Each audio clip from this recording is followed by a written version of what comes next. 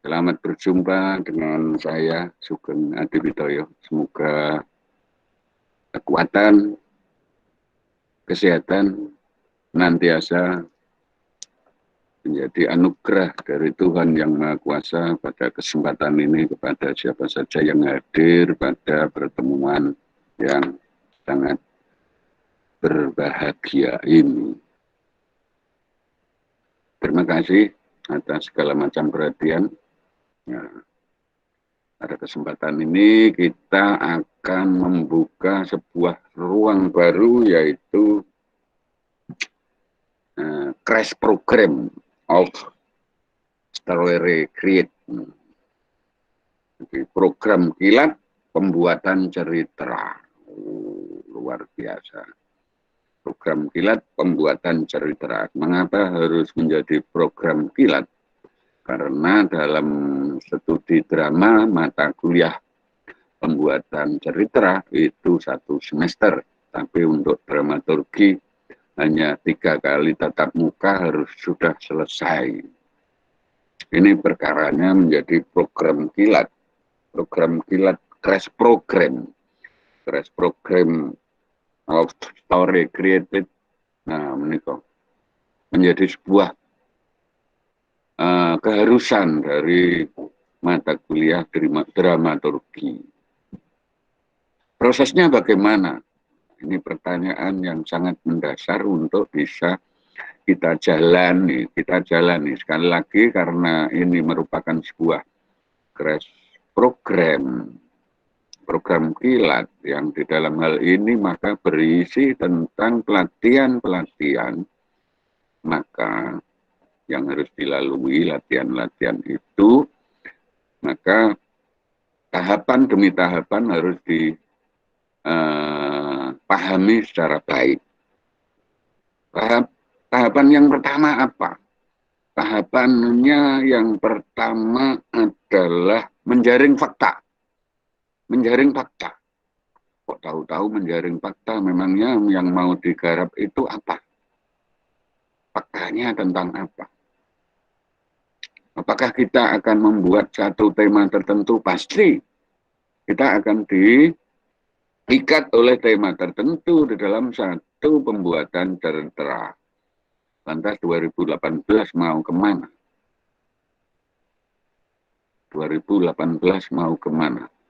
Kepada tren yang sekarang sedang membahana dalam dunia sinematik, baik itu Jawa maupun Indonesia ataupun internasional, sinematik internasional.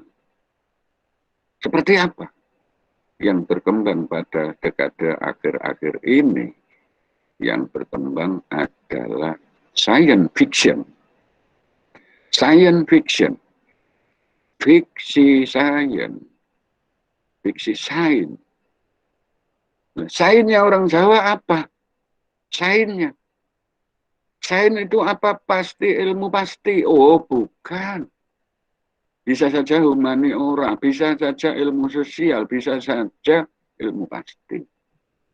Bisa matematika, bisa biologi, bisa IPA, bisa fisika, bisa.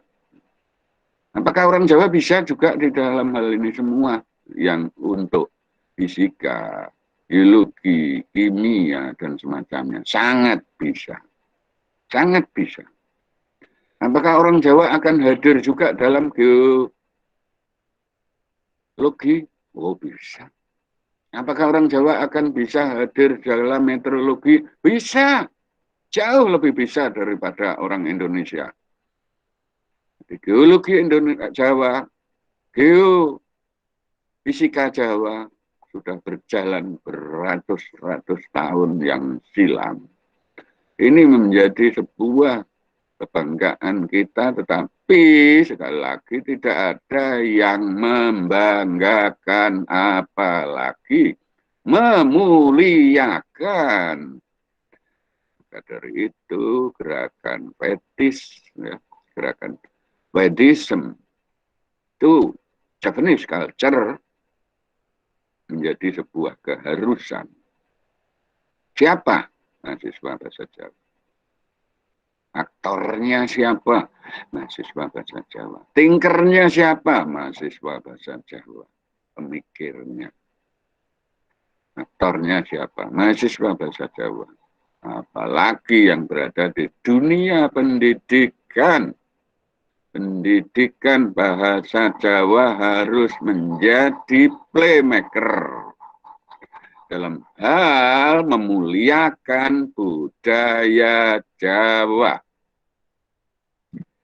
Sekali lagi, gerakan fetisme terhadap budaya Jawa adalah sebuah keniscayaan bagi mahasiswa pendidikan bahasa Jawa.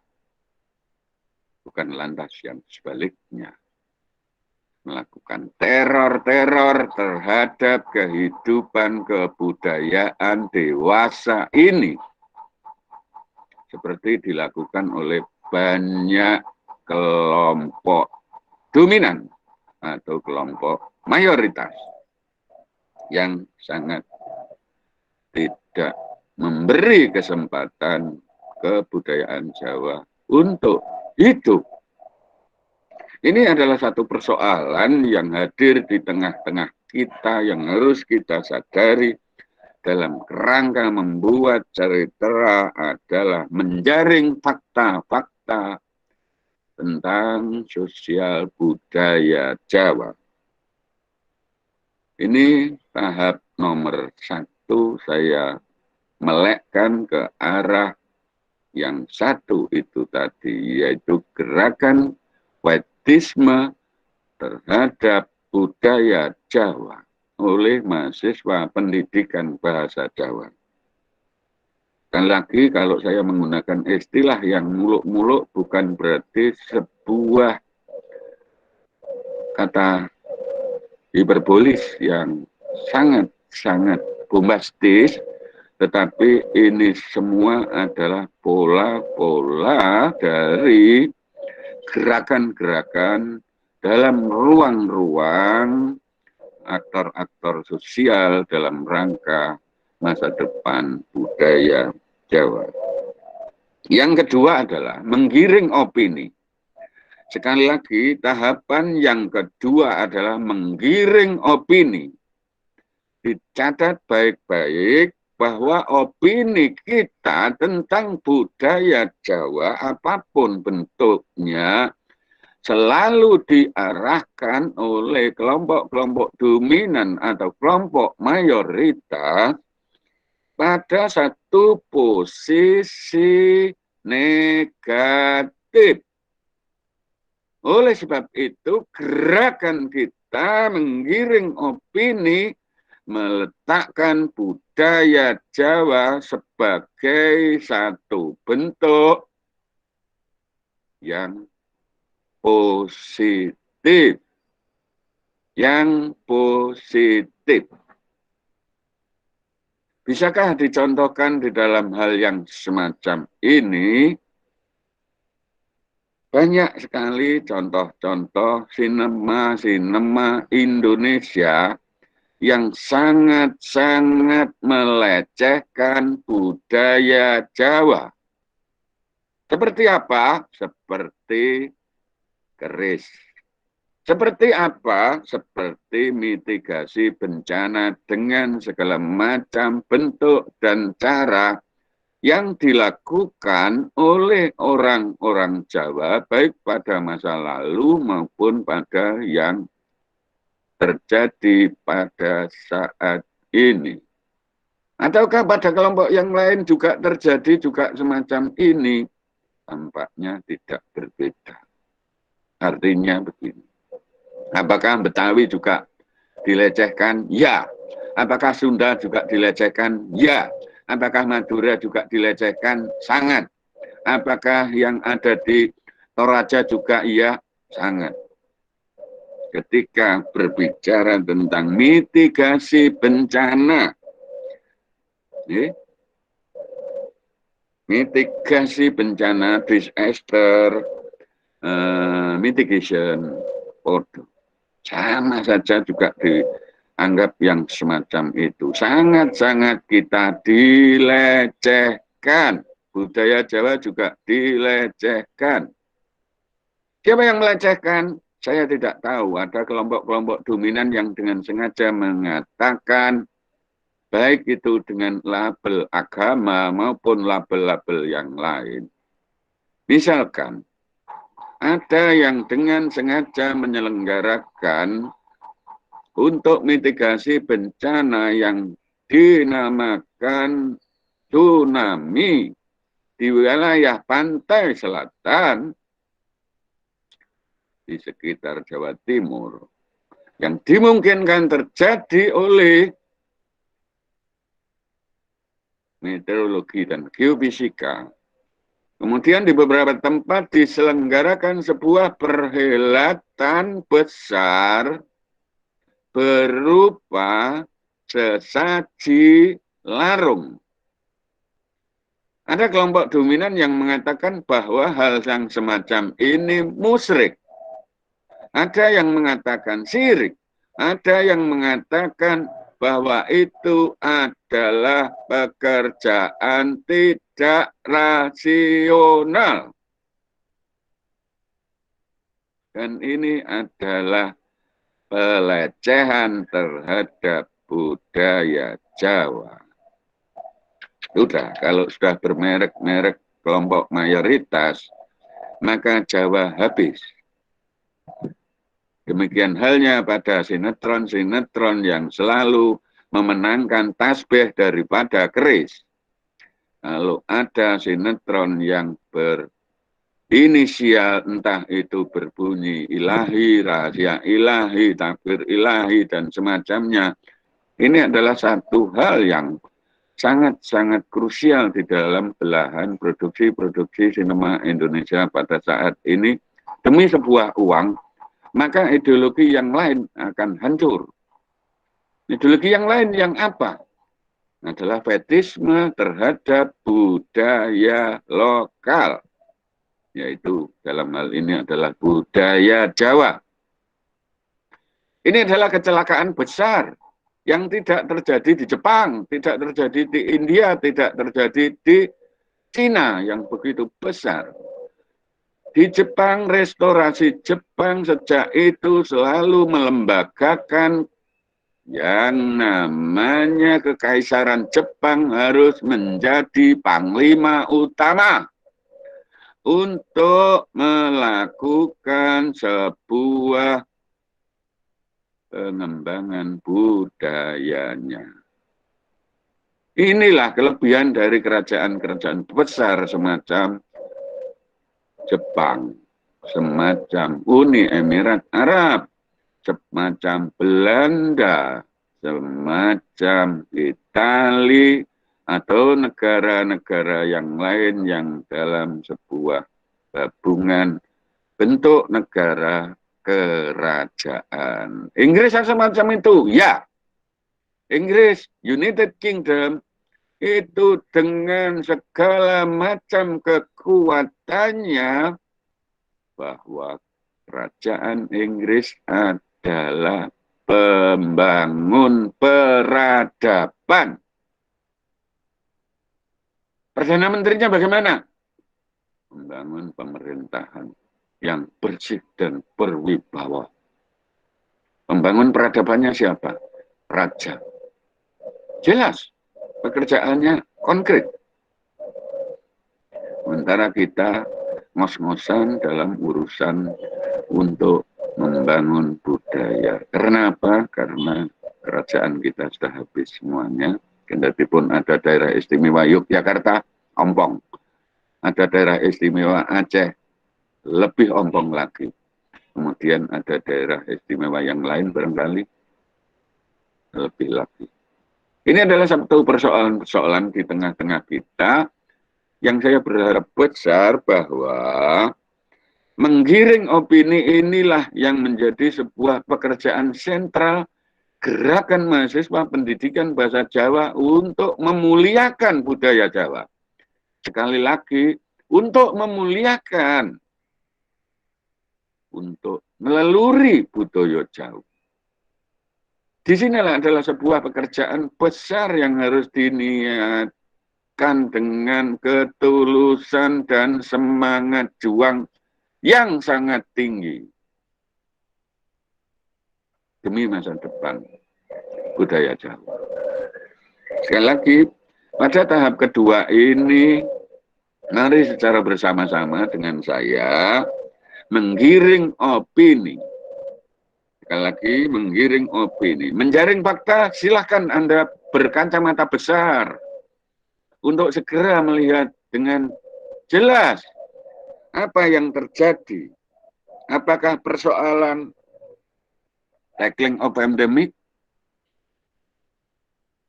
penanggulangan bencana, penanggulangan pandemi,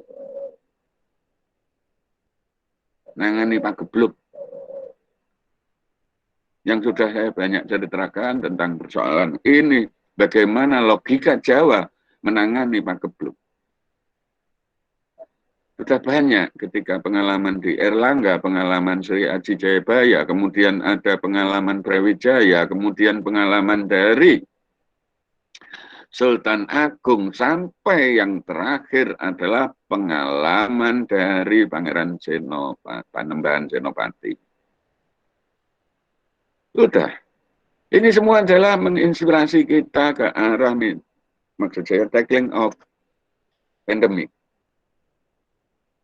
Luar biasa, orang Jawa sudah banyak berpikir, sudah banyak melakukan tindakan, baik itu tindakan yang fisika, metafisika, biologi, metabiologi, yang berikutnya seperti dilakukan pada dekade sekarang, sudah banyak dilakukan pendekatan-pendekatan metasosial. Metasosial. Ini semua adalah hasil dari reduksi pemikiran-pemikiran masa lalu sebenarnya.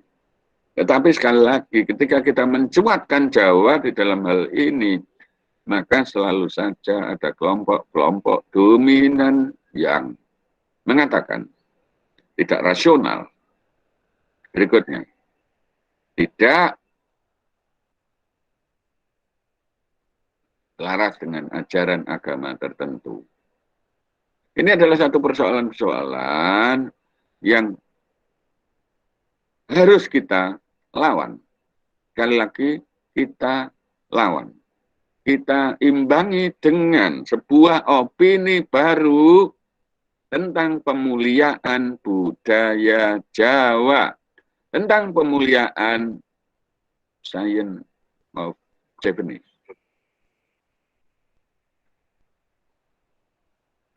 Ngilmu Jawa kudu diluhurake. Ini adalah satu hal yang menjadi keniscayaan kita bersama. Keniscayaan itu sebagai sesuatu yang mau tidak mau kita hadir sebagai orang-orang yang berada di dalam pendidikan Jawa. Ini adalah merupakan tanggung jawab, merupakan beban tugas, merupakan kewajiban asasi yang harus dilakukan. Sekali lagi, adalah kewajiban asasi yang harus dilakukan. Kita jangan merelakan yang namanya adanya deformation of science in Japanese. Ini satu persoalan. Pelecehan terhadap budaya Jawa. Ini adalah satu persoalan yang segera harus kita lakukan. Perlu gerakan dari seorang mahasiswa, dari seorang yang dengan gigih menjalankan tugas mulia ini, yaitu memuliakan budaya Jawa. Sudah. Ini adalah tahap yang kedua. Tahap yang kedua. Sekali lagi, Kalau pada tahap yang pertama menjaring fakta perlu kacamata besar, maka menggiring opini diperlukan sebuah penalaran yang tinggi. Dibarengi dengan sebuah ketulusan hati.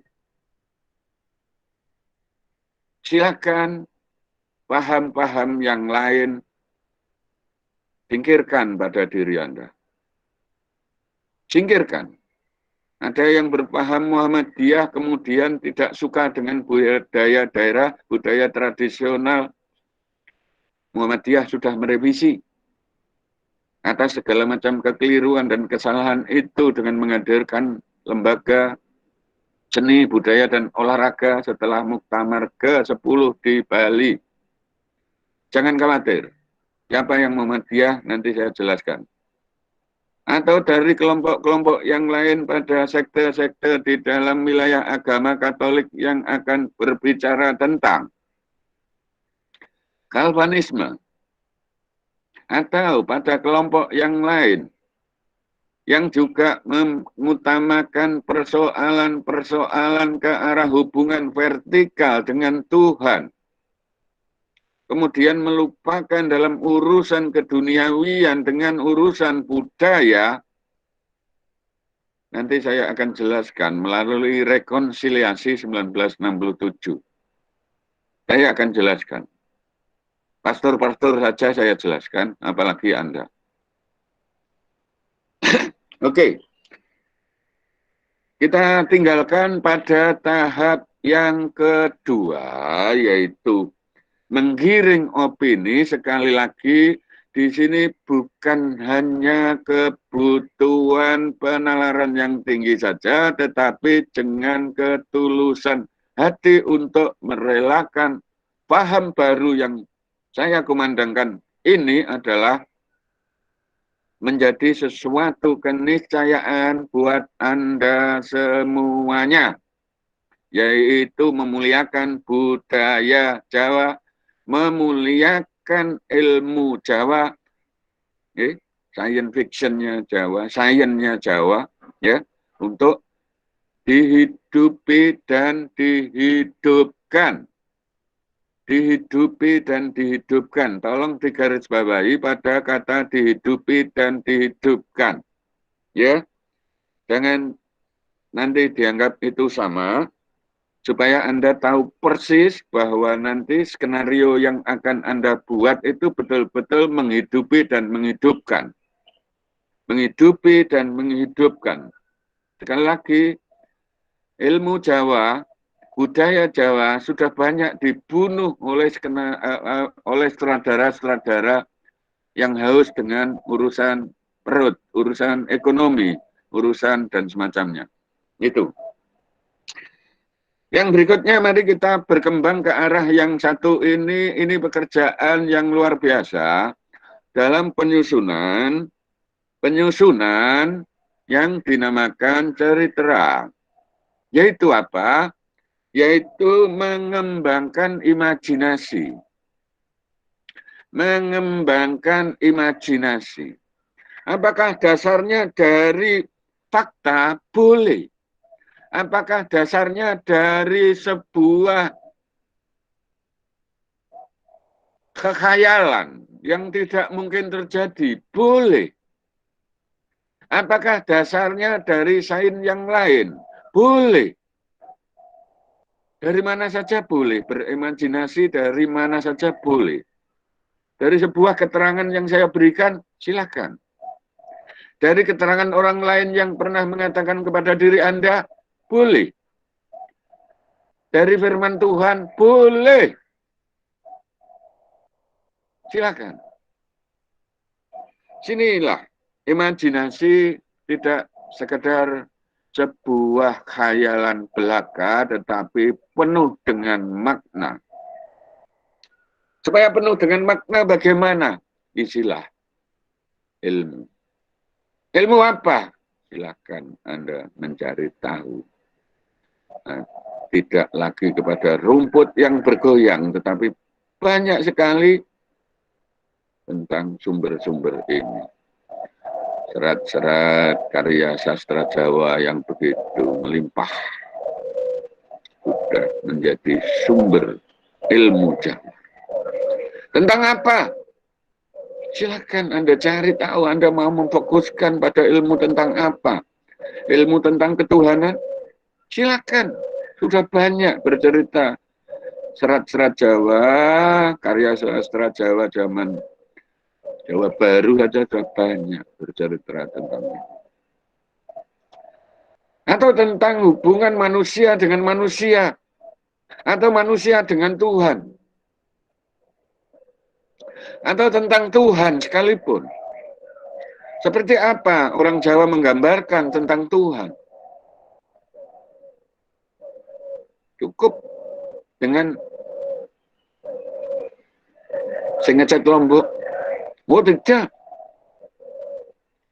Cedak tanpa senggolan. Adob tanpa wangenan. Apa itu pemaknaannya? Bagaimana orang bisa berdekatan dengan Tuhan? Cedak tanpa senggolan. Jauh. Adoh tanpa wangenan.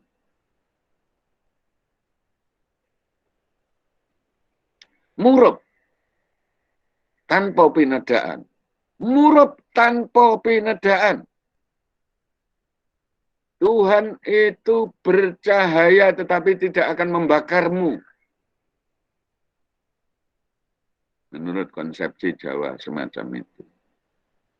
Yang terakhir, Gusti tan kena kinaya ngopo.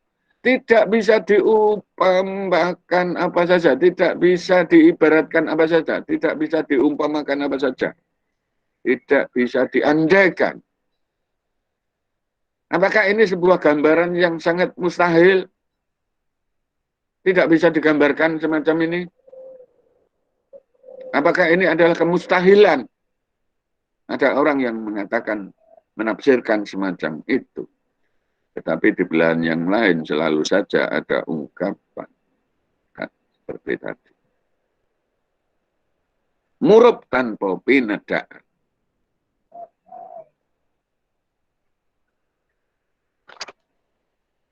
Menyala. Tidak bisa diselesaikan nyalanya ini. Tetap akan menyala. Bersinar, iya bersinar. Akan tetap bersinar. Memanasi, oh tidak. Menerangi, jelas. Disinilah. Bagaimana Anda memuliakan ilmu Jawa tentang ketuhanan yang semacam ini. Memuliakan ilmu ketuhanan Jawa. Sekali lagi, memuliakan ilmu ketuhanan Jawa. Apakah di belahan yang lain ada untuk ukuran yang dinamakan dalam konteks Islam rahmatan bil alamin, yang berakar dari belum minanas, lantas kita akan juga ada yang semacam ini dalam konsep Jawa. Pasti. Orang Jawa tidak hanya berhubungan dengan urusan manusia dengan manusia, tapi juga manusia dengan makhluk-makhluk yang lain. Makhluk yang lain itu apa saja? Ada dua kategori makhluk yang lain. Satu yang kasat mata, dan yang kedua yang tidak kasat mata. Apakah keduanya akan diseimbangkan dalam konsep hubungan dengan orang Jawa? Ya. Tidak ada derajat yang lebih mulia. Kemuliaannya sama. Ya. Makhluk halus, binatang, tumbuhan, manusia, semuanya dalam konsepsi kesederajatan. ketika orang Jawa mangun seng seming bawon, maka keselarasan di antara keempat makhluk ini akan senantiasa untuk dijaga dengan baik. Inilah satu persoalan-persoalan yang di dalam hal ini mungkin akan sangat bertentangan dengan agama, ajaran agama. Apakah ajaran Jawa yang semacam itu tidak bisa dikategorikan sebagai satu bentuk keyakinan? Sangat. Sangat bisa. Sangat bisa. Silakan nanti Anda memperdebatkan persoalan ini dalam sebuah sinema yang akan Anda buat. Kembangkan imajinasi Anda dengan baik. Giring opini, sekali lagi, giring opini ke arah pemuliaan ilmu Jawa.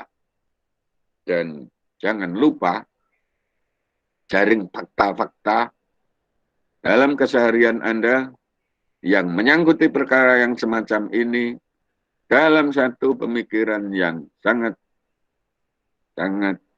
luar biasa. Ini adalah pekerjaan kita semua di dalam rangka memuliakan budaya Jawa. Sekali lagi, pembuatan cerita, proses 3 tahapan sudah saya sampaikan, tinggal menjalankan saja. Tahapan yang pertama adalah menjaring fakta sebanyak-banyaknya. Kemudian dari fakta itu yang kita jaring, kemudian kita memilah, dan kemudian menetapkan fakta yang seperti apakah yang akan menjadi sebuah embrio cerita. Jangan lupa pada saat itu juga sudah mengikuti pada tahapan yang kedua, yaitu menggiring opini. Jangan sampai tidak opini di situ segera dihadirkan ketika ada dalam sebuah penjaringan fakta. Opini besar yang harus kita kembangkan adalah mengembangkan, menghidupi, dan memuliakan budaya Jawa yang di dalam hal ini adalah ilmu Jawa. Apapun ilmunya. Apapun ilmu yang ada dalam khazanah Jawa. Apakah itu ilmu yang berkenaan dengan persoalan kehidupan sehari-hari, ataukah dengan yang lain. Ini adalah satu persoalan-persoalan dalam pemuliaan budaya Jawa. Sekali lagi, gerakan pemuliaan budaya Jawa adalah sebuah keniscayaan kita bersama pada kesempatan ini. Kemudian yang terakhir tadi adalah mengembangkan imajinasi. Ini adalah sebuah tahapan akhir ketika kita membuat cerita. Jangan terlalu cepat di wilayah pekerjaan ketika ini. Dunia imajiner bersama fakta-fakta yang ada akan membuat cerita Anda menjadi sangat-sangat dikagumi. Kalau itu ceritanya terlalu mengikuti fakta yang ada, maka di situ nanti akan Anda tergelincir kepada sebuah penjiplakan peristiwa. Kalau Anda akan meminimalkan sebuah fakta, kemudian mengkontraskan dengan yang namanya opini besar yang Anda bawa, maka di situ Anda akan dicap sebagai kelompok kerdil yang dimakan oleh kelompok liberasi ekonomi tadi. Tolong di sini bekerja dengan seksama, menjaring fakta, menggiring opini, mengembangkan imajinasi ini. 3 tahapan ini tolong dikerjakan secara baik. Terima kasih atas perhatiannya. Untuk selanjutnya, kalau kita masih